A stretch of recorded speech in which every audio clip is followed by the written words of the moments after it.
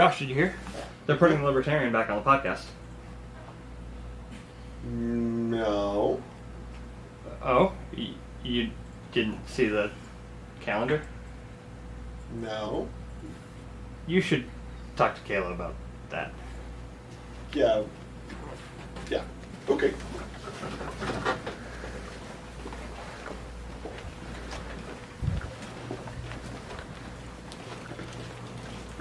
So, who's on the show Tuesday?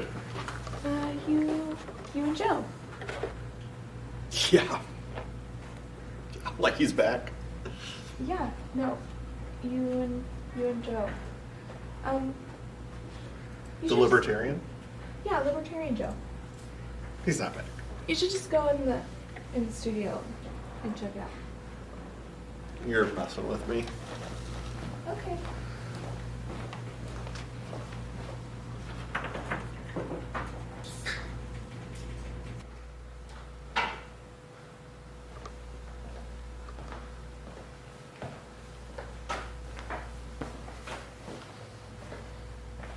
Okay.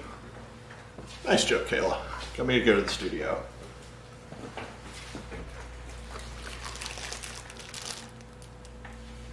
No!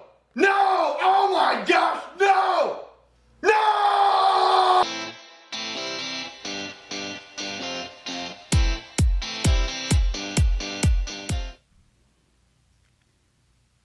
And welcome back to WJ Live, powered by the Western Journal. We are here every weekday at 5 p.m. Eastern, 2 p.m. Pacific.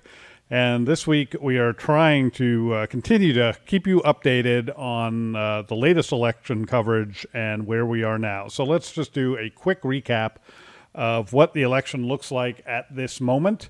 I'll tell you, it looks a lot like it looked like yesterday at this moment when we first started talking about it, with a few changes. Things are starting to get a little clearer in some areas, and some areas look a little murkier. So essentially we have, if we can put the big map up, we have 6 states still in question. We've called one of those states. We've called North Carolina. Many other folks have not called that one yet, but we have called that for Donald Trump. We believe that call is going to hold. Beyond that, we have 5 others. We have Alaska, which pretty much everyone assumes is going to go for Donald Trump at this point, and it's probably irrelevant. Those 3 electoral votes out of Alaska probably aren't going to, not that Alaska's irrelevant. We love you, Alaska. But those 3 electoral votes probably aren't going to matter one way or the other at the end of the day. They'll just increase somebody's or decrease somebody's lead. The other 2 that look right now, at least, to be in Donald Trump's camp, although the margins are narrowing, are Georgia and Pennsylvania. We have not called either of those 2 states. There's still counting to be done. The Georgia lead, Trump's Georgia lead, is very slim, down to less than 10,000 votes. Looks like about 9,500 now. Yeah, that about just updated. Yeah. Yep. Just updated very quickly. Which actually, so that's actually an increase. That's he was up about 8,000. Now he's about 9,500 in Georgia. So that's a nice. I'm sure that the Trump campaign is smiling about that. And in Pennsylvania, Trump's lead is now down to about 90,000 votes. It's with 93% of the vote in. So that one is narrowing as well. We do expect the remaining votes to be counted to slant towards Biden. So the question is, how many of those slant towards Biden? Donald Trump needs to win Georgia, North Carolina, and Pennsylvania to win re-election. He also needs to win one of Nevada or Arizona. Those are both still in play. We are hearing from inside the Trump campaign that they expect to win Arizona by the narrowest of margins, perhaps less than 1,000 votes. So we can expect probably some calls for recounts and additional action there. Nevada continues to be very close. Joseph Biden is in the lead in Nevada this afternoon, but only by about 12,000 votes. It's a very narrow lead there as well. So anything could happen. it's 2020, folks. A tie of 269 to 269 in the Electoral College is not yet out of the question. That would be fun. Oh, That'd be yeah. a lot of Super, fun. super fun. Yeah. I don't anticipate that. I don't anticipate that at all, but it is not mathematically impossible. What's the path to the tie? I think Basically, Biden would have to win Georgia. Biden wins Georgia, but then Trump wins everything else. Yeah, it's very unlikely. Very because unlikely. If Biden wins Georgia of those states that we kind of named is the one where he has the least likely path to victory, I think. Probably. Just because a lot of the urban Democrat-leaning votes have already been counted there. So it doesn't – he may win Georgia. I would say it leans slightly toward Trump right now. But if Biden wins Georgia and loses everything else to Trump, then we have a 269 to 269 tie. And if Biden wins Georgia, it is very unlikely he's going to lose Nevada. Precisely. That's very, very unlikely. But it's 2020, folks. Don't take anything off the table. We don't know. So that leaves us today still kind of where we were yesterday, not knowing the result of this race yet and not really being comfortable that we feel strongly one way or the other. Right now, if I had to put money on it, I'd say things probably look a little better for Joe Biden than they do for Donald Trump. But even that margin is not huge. So Donald Trump is definitely still in this. I don't think there's any question about that.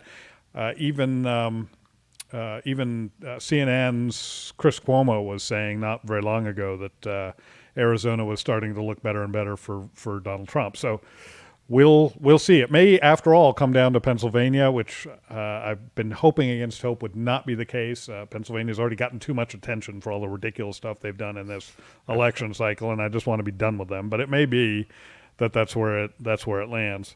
So that gives us two possibilities: Joe Biden or Donald Trump. Let's start with the first. If Donald Trump wins this election, Brian, what do you think we see next? I think you see a lot of kicking and screaming from the Democrats. There's a shock. I know, really going on a limb with that one. Yeah. But one thing I think Democrats may need to cool off a bit on is this whole rallying cry they've had about voter suppression, because that's been a pretty common theme from the Democrats. Yeah, for years. I mean, that's essentially the entire grift of Stacey Abrams is voter suppression. But, looking at this, I mean, like you said, it does. If I were a betting man, I probably would also put money on Biden to pull this out. Not confidently, mind you. But that aside, just the sheer voting numbers I've read a few different stories about this. USA Today had a good article up about it, but basically, there's been historic voter turnout.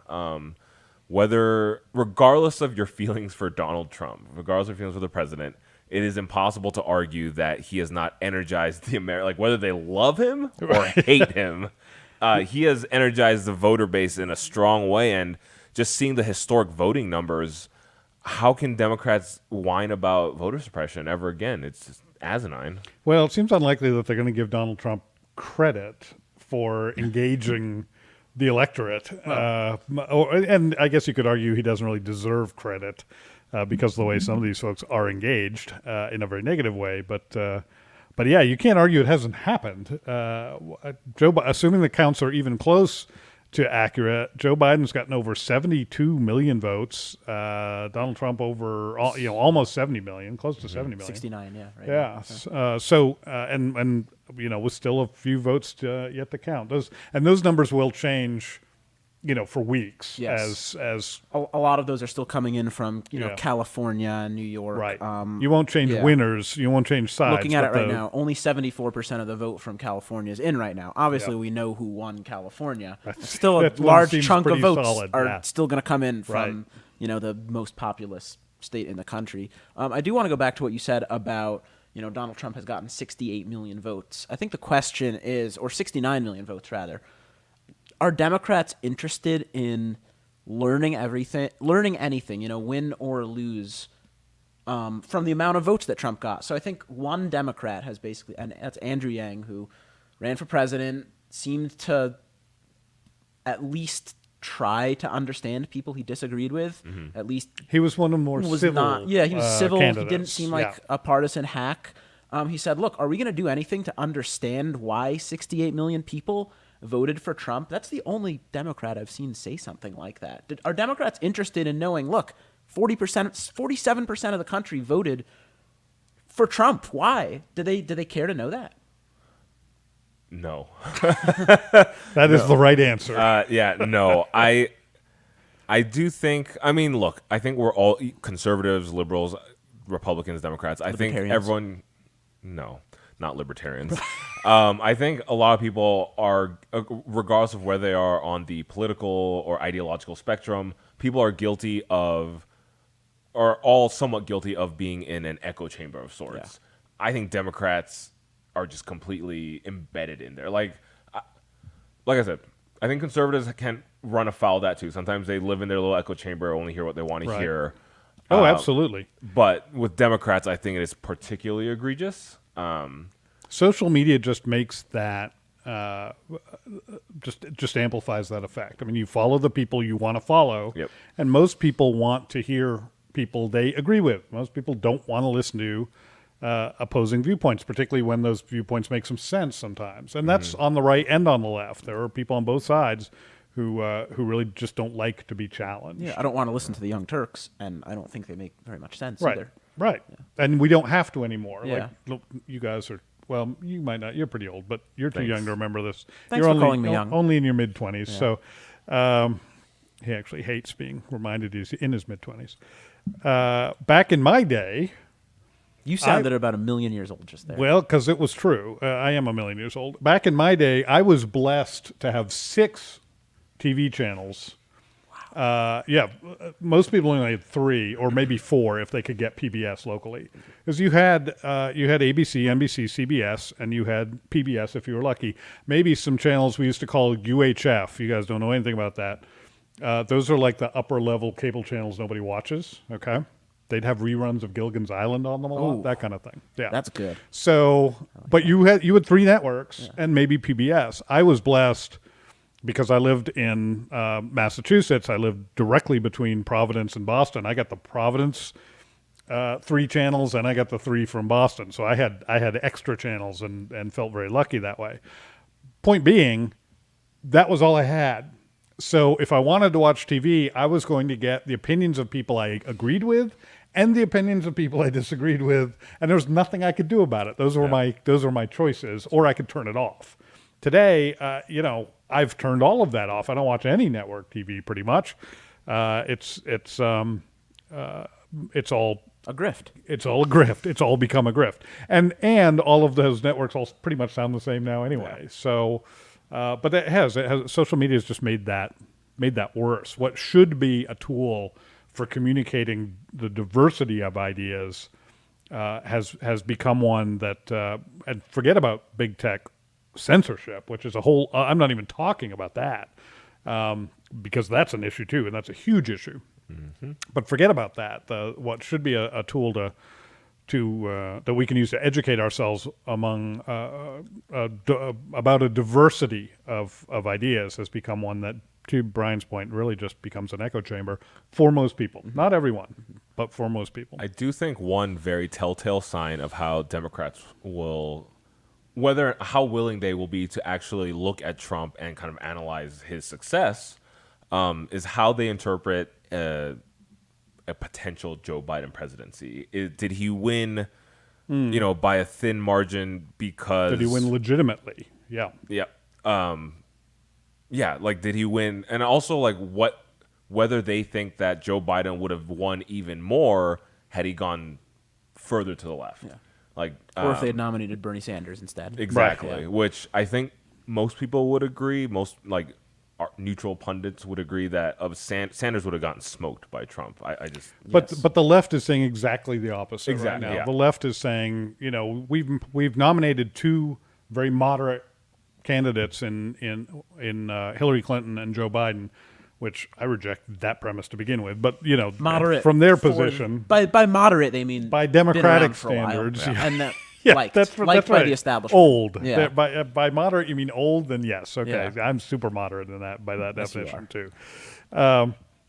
And they're saying, Hillary lost, and if Biden wins this, he's either lost or he's eked out a very narrow victory. And so the left right now is saying, we need to be more progressive if we want to win That's a more scary dramatically thought. in the past. I mean, look at more progressive than Harris as a VP pick. Think about that. Yeah, Nancy Pelosi had a conference call today with her Democratic caucus. Basically, what was said there was some moderate Democrats saying, "Why were you guys so radical? We almost lost because we were tied to the defund the police movement Right. and to the socialism and all this stuff." And they're saying, "Look, we lost House races this year. We lost a lot of races because you guys were so radical. So maybe if they weren't so radical, they'd be able to win." And the radicals are Yeah. saying the opposite. You would have won Yeah. more if you'd embraced our ideas more. Which I It just have a is hard time. crazy I to do think.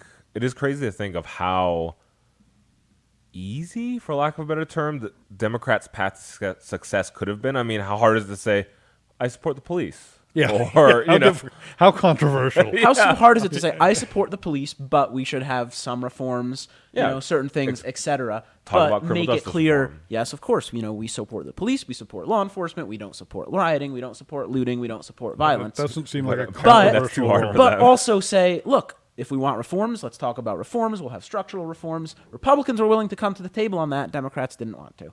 Maybe we should stop talking about this because really what we want is for Democrats to get more and more leftist, more radicalized, so that, and then we'll see in 2024 just how does that really help them out? I don't think it will help them out the way the far left wing of their party is claiming it will. But all right. So if Trump wins, that's some of what we're going to see. What about if Joe Biden wins? How easy do you think? It's one thing to win an election. Governing's harder, as Yes. you may have heard, Joe. Winning was easy, young man. Governing's Governing's harder. harder. That's from Hamilton. Yes, it which is. you should watch. Disney does not sponsor us. No, they do not. So yeah, I do want to Disney know. would never sponsor I don't think us. they would No, ever. they not in wouldn't a touch million us with a years. 12-foot Yeah. pole. So I do want to know, just like you said, there is a very legitimate chance that Joe Biden is going to win the presidency, right? Donald Trump is by no means out of it. This is still a race. But Biden may win, and He can. he may win lawfully. If Biden wins, it's not necessarily because fraud or because there was widespread shenanigans going on. He may win the Electoral College. So what happens? If there are shenanigans out there, Trump's a fighter, and Yes. those things will be uncovered. If Joe Biden is eventually declared the winner of this, I think we can say that won't be because Donald Trump Precisely. failed to bring anybody's Exactly. attention to And voter there's a fraud. good chance that happens, Sure. that Joe Biden is legitimately declared Absolutely. the president. So here's the good news, right, for people who don't particularly like Joe Biden. Mitch McConnell is probably still going to be in charge of the Senate, right? Republicans right now, it does look like they're going to keep the majority. It hinges a bit on some complicated scenarios that I won't get into too much in terms of whether they win 2 Georgia races that there may be runoffs in January, and if Republicans lose both those runoffs, which they probably won't, then it will be a 50-50 tie. And in a 50-50 tie with Joe Biden as president, then Kamala Harris would be the tiebreaker as president of the Senate. Regardless, that's very unlikely. It looks like Republicans will retain their majority. And Mitch McConnell appears to be very ready to not let Biden do anything, which is great. Which is exactly what we'd want him to Report do. in Axios this morning, right? It says, headline, GOP Senate wins wreak havoc on Biden's transition plans. The new Senate political math could dash the ambitions of some Democrats, including those who have clashed with Republicans. A source close to Mitch McConnell tells Axios a Republican Senate would work with Biden on centrist cabinet nominees, but no radical progressives or ones who are controversial with conservatives. Basically what this means is Mitch McConnell's not going to let people like Susan Rice in the cabinet. He's not going to let people like Sally Yates, people who are hated by conservatives, and I think for good reason, he's not going to let them on Biden's cabinet, right? Aside from that, when it comes to actually governing, actually making the law, Democrats can kiss court packing goodbye for at least another 2 years, right? Right. That's not going to happen for a while at least, which is really, really good news. They're not going to end the filibuster because Democrats need a majority in the Senate to do the filibuster.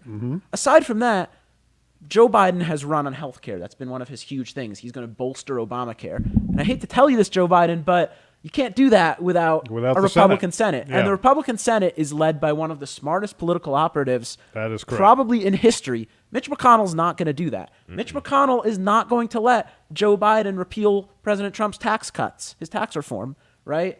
There's just only so much that Joe Biden will be able to get done as president. It's going to be stalemate. There's going to be a lot of gridlock. It's divided government, and I think that's really good. So what do you think he can get done in this political atmosphere with a House that has lost Democratic seats? It's not going to turn over. I mean, it's not going to be a GOP House. But Nancy Pelosi, assuming she remains Speaker, and I think that actually in itself is in question. Yeah. But let's assume she does. Whoever the Democratic Speaker is going to have less control. We'll have to finagle more to get anything even through the House. Mitch McConnell may lose a seat. It might be a little bit tighter in the Senate, but it doesn't look like, as you said, he's going to lose control. So, and assuming a Democratic White House, what can get done in that environment? Well, let me ask you this question. What got done in the last 2 years of Obama's presidency? It's a short list. It's a very short list. Yeah, I think executive orders. Executive orders, got done which are not good. No, they're not. But that's not by a either very party. small part. No, they're not. And that's a very small part of what a president can do. Yeah, it's pretty clear to me that, I mean, that's kind of silver lining. I feel like, obviously I know tons of Republicans, conservatives who are, the sky is falling because it looks like, Biden's got the inside lane to win this presidency. But that's kind of silver lining to all this is what Joe's whole point about Mitch McConnell. There is upside to even Trump losing is not ultimately good for Republicans. That's a given. But the upside to all this is that I think the way the down ballot voting has gone, like you look at the way the Senate, Pelosi's lost some control. It looks like she'll still be majority, but she's lost some. Democrats, despite spending millions of dollars, have woefully underperformed. Hundreds of millions of dollars. Yeah, billions of dollars. Yeah. Woefully underperformed trying to flip some of those Senate seats. This tells me that America is still largely center-right. Like, as Democrats keep going further left, keep radicalizing more, I genuinely think that they're going to just start losing America. And it's already kind of manifested itself with what's happening here where Biden's not going to be able to get anything done because Americans, by and large, don't want these radical leftist ideas. Yeah, I think you're right. If you look at, you said America's mainly center-right. If you compare us to Europe, right, England, their conservative party is basically a mainstream Democratic party, right? They're so further to the left is they don't have guns, they don't have, the Second Amendment, they don't really have free speech. They have the government runs everything. Not the way we do, everything anyway. Is nationalized. I mean, compared to other countries, we are conservative, quite free, right? We are very, very free. And I don't think Americans are ready to give that up. Most Americans. There's a very small subset of socialists who want to turn into Europe. But that's clearly, the elections show clearly that's not most people. I hope you're right about that.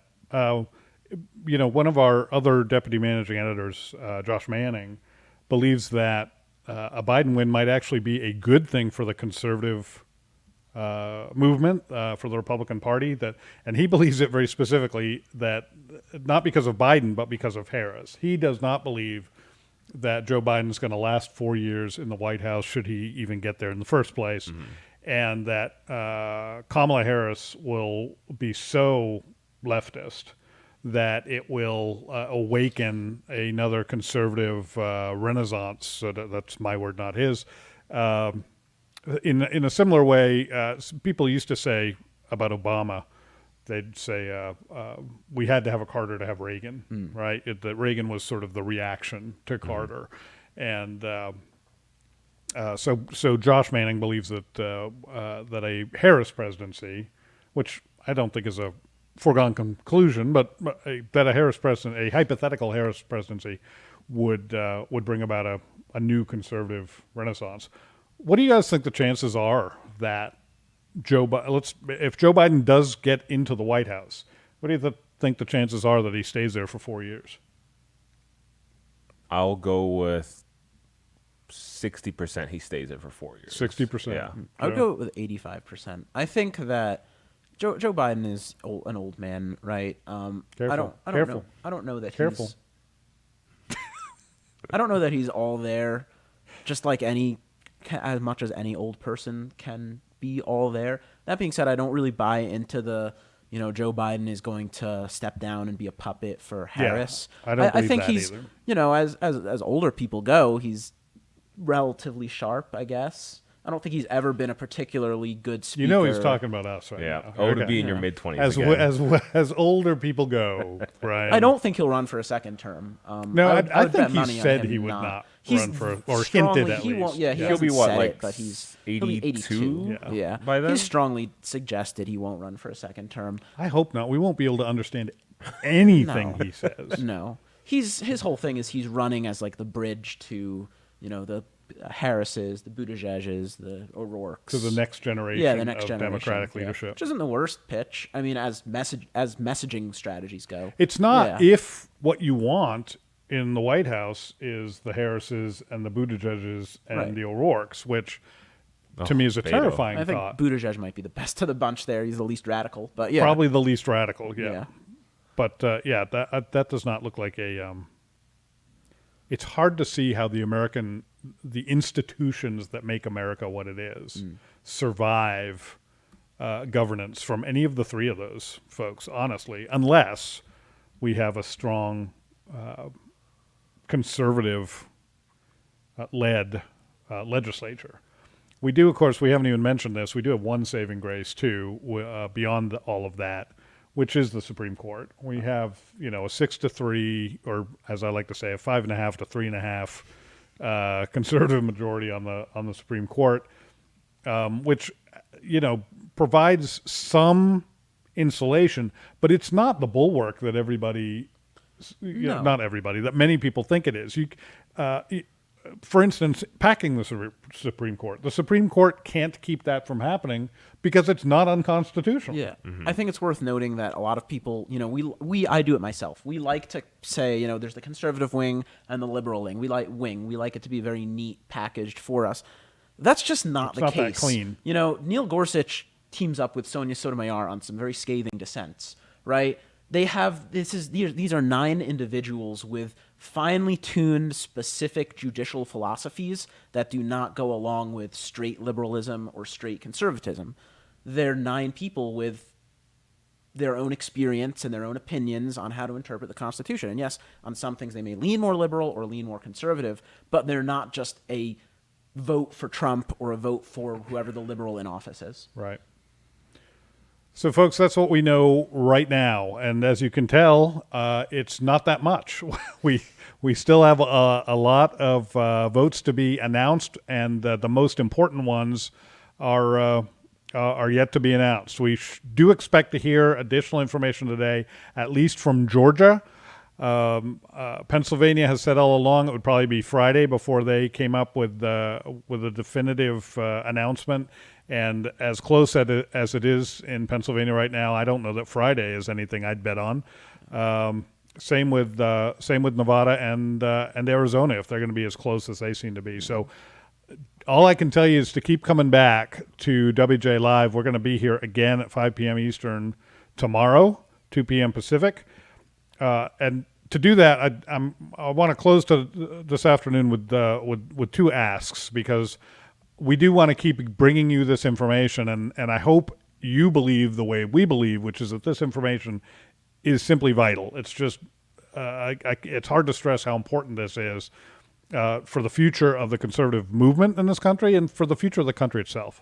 So I'm going to ask you to do 2 things. One, I want you to go to youtube.com/WJLive. If you go to youtube.com/WJLive, a lot of you who are watching us on YouTube right now are not subscribers. That's nice. Well done, Brian. Are not subscribers. You really help us out when you subscribe to our YouTube channel. And then click the bell, that will make sure that you get notified every time a new episode of WJ Live. Sound effects. Thank you for illustrating we're live right now. Okay. That will make sure that you get notified every time a new episode comes up, because you don't want to miss any of this information. We are not doing this for us. We're doing it because we think you need to know this. The other thing I'm going to ask you to do is go to WJournal, go to westernjournal.com/join, westernjournal.com/join. Higher, there you go. You really are an excellent Vanna White. Much better looking. Yeah. I don't think anybody could argue that. And consider becoming a subscriber to the Western Journal. In addition to removing some of those ads that get in the way of content, but that we need to support what we do here, becoming a subscriber has other benefits as well. If you go to westernjournal.com/join, those are all listed out there for you. You will also see how surprisingly inexpensive it is. For literally a few pennies a day, you can support our efforts to bring you the truth as best we know how. That is what we come in here every morning to do, to bring you truth. And we can't do it without you. And you can come to the website and look at the ads. That helps us. That's how we make money, one of the ways we make money. And that supports what we do here. But if you want to be a direct partner with us, please consider becoming a subscriber. And that's westernjournal.com/join. Thank you so much for joining us today. It's always a pleasure to be here. We're going to be here again tomorrow, 5 p.m. Eastern, 2 p.m. Pacific, right here at youtube.com/WJ Live. We hope to see you then.